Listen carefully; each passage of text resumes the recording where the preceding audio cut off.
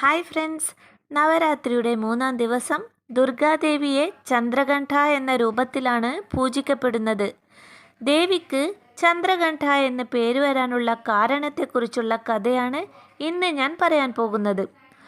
അപ്പോൾ കഥയിലോട്ട് പോകുന്നതിന് മുന്നേ യൂട്യൂബിൽ ഈ ചാനൽ സബ്സ്ക്രൈബ് ആൻഡ് ഷെയർ ചെയ്യൂ, പിന്നെ ലൈക്ക് ചെയ്യൂ, ബെൽ ഐക്കൺ പ്രസ് ചെയ്യൂ.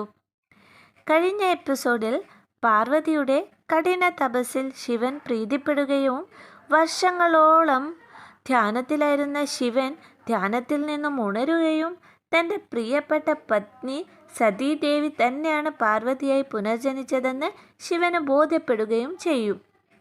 ഇതായിരുന്നു ബ്രഹ്മചാരിണിയുടെ കഥ. അങ്ങനെ ശിവനും പാർവതിയും വിവാഹം കഴിക്കാൻ തീരുമാനിക്കും. വിവാഹ ദിവസം പാർവതി വളരെ സുന്ദരിയായി അണിഞ്ഞൊരുങ്ങി നിൽക്കും. എല്ലാ ദേവീദേവന്മാരും വളരെ ആർഭാടമായി അണിഞ്ഞൊരുങ്ങി വിവാഹത്തിൽ പങ്കുചേരാൻ വരും.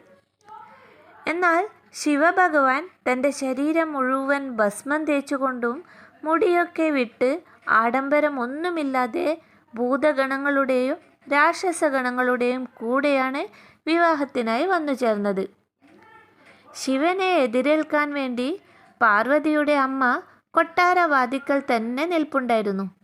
ശിവന്റെ ഈ വിചിത്ര രൂപം കണ്ട മാതാവ് പേടിച്ച് ബോധം കെട്ട് വീണുപോകുമത്രേ. എന്നാൽ പാർവതിക്ക് ശിവന്റെ ഏത് രൂപവും സ്വീകാര്യമായിരുന്നു. പക്ഷേ തൻ്റെ അമ്മയ്ക്ക് വേണ്ടി ശിവനെ സുന്ദരനായ ഒരു വരൻ്റെ രൂപത്തിൽ ഒരുക്കണം. എന്നാൽ അങ്ങനെ ഒരുങ്ങാൻ ശിവൻ തന്നെ വിചാരിക്കണം. ശിവനെ അത് മനസ്സിലാക്കിക്കാൻ വേണ്ടി പാർവതി 10 കൈകളും 3 കണ്ണുകളും കയ്യിൽ ആയുധങ്ങളൊക്കെ പിടിച്ചിരിക്കുന്ന തേജസ്സോടു കൂടിയ ദേവിയുടെ രൂപമായി പ്രത്യക്ഷപ്പെടും. ഈ രൂപം കണ്ട് ശിവനും വളരെ പ്രസന്നനാകും. എന്നിട്ട് ദേവിയെപ്പോലെ ശിവനും സുന്ദരനായ ഒരു വരൻ്റെ വേഷം ധരിക്കുകയും ചെയ്യും. ശിവന്റെ ഈ സുന്ദരമായ രൂപത്തിൽ പാർവതീദേവിക്ക് ശിവന്റെ നെറ്റിയിൽ ചൂടിയിരിക്കുന്ന അർദ്ധചന്ദ്രനെ വളരെ ഇഷ്ടമാകുമത്രേ. അങ്ങനെ അതേ അർദ്ധചന്ദ്രനെ പാർവതി തൻ്റെ മുടിയിലും ചൂടി അലങ്കരിക്കും. ദേവിയുടെ വിവാഹ ദിനത്തിലുള്ള ഈ സുന്ദരമായ സ്വരൂപത്തെയാണ് ചന്ദ്രഘണ്ഠാ ദേവി എന്ന രൂപത്തിൽ അറിയപ്പെടുന്നത്.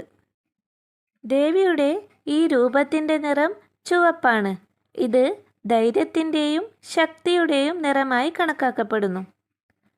അങ്ങനെ ശിവപാർവതിയുടെ വിവാഹം എല്ലാവരുടെയും ആശീർവാദത്തോടെ സന്തോഷപൂർവ്വം ആഡംബരമായി തന്നെ നടക്കും. അടുത്ത എപ്പിസോഡിൽ ദേവിയുടെ 4-ാം ദിവസത്തെ കഥയുമായി നമുക്ക് വേഗം തന്നെ കാണാം. അപ്പോൾ എല്ലാവർക്കും അടുത്ത കഥയുമായി വരുന്നതുവരെ താങ്ക് യു, ബൈ.